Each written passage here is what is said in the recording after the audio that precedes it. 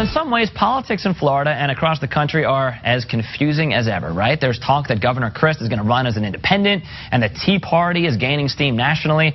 Well, that's why we've brought in an expert to make sense of all of it for us, Republican strategist and political commentator and pop culture commentator, too. Noelle Nikpour is here to offer her insights on the new political and cultural landscape, and then maybe, time permitting, we'll dive into Tiger Woods' mistress. Let's do it. Great. So much to cover. Let's start right now. Charlie Crist. Okay, he has until Friday to declare if he's going to go as a Republican or an independent. You're a Republican strategist. What do you think? Well, you know what? He shot himself in the foot anyway when he endorsed the stimulus plan with Obama. That's the first thing that he did wrong, which basically alienated him from the Republican base.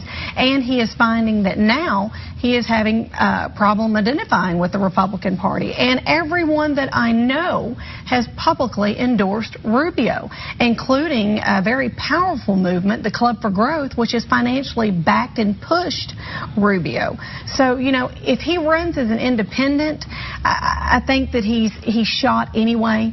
I think the best thing for him to do, and they've even said this nationally, is for him to be the better man, stand behind Rubio, and endorse him. That's not going to happen. I don't think it's going to happen. I think he's going to go ahead and run as an independent, and that's what a lot of people say, but he's not going to win, and all he's going to do is cause trouble between the Democrat and the Republican, which is going to be Rubio. We had results from the Quinnipiac poll last week, last week, that said if he ran as a Republican, he would get smoked by Rubio. Right. But if he ran as an independent, it had him with a slight lead. Now, that's as of a week ago, but you're here to tell me that you think that he runs as an independent, he's not going to win. No, he's not going to win. I think it's going to pull votes from both parties. He's going to run in the middle.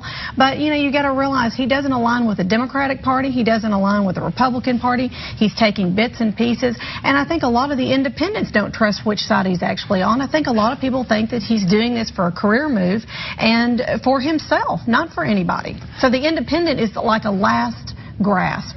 All right, well, let's build this out nationally. And speaking of new parties, let's talk quickly about the Tea Party movement, and it's getting bigger and bigger. And I feel like there's a bad joke in here somewhere, but how much steam will the Tea Party gain? Right? I don't know if I just made that up, but probably fabulous, not. Yeah. Well, I'll tell you, as far as the steam building up, there is a worry that another candidate could emerge as the third-party candidate and represent, you know, as the Tea Party, such as a Sarah Palin running for Tea Party candidate. And all that would do would extract votes from the base of the Republican Party. I think the best thing the Tea Party can do is stand behind a good Republican that they want to endorse and back them. I think that's the best thing they can do.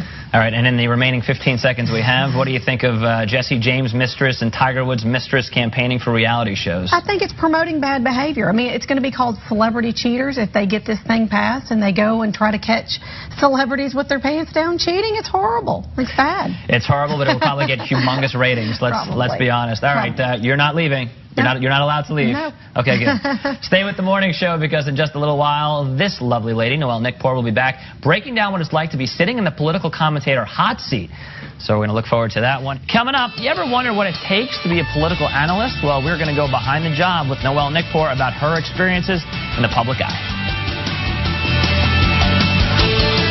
So as you saw before the break, Noelle Nikpour makes her living offering up some strong opinions, but that means that many times she faces harsh, sometimes mean scrutiny for her political leanings. The funny thing of it is being a conservative person on the circuit, you have to defend the conservative platform. I'm a GOP strategist, the Republican platform. But the funny thing about The Daily Show is I never realized how many people had utter hate for conservatives. I had over 380 emails after that, and it was right after South Park.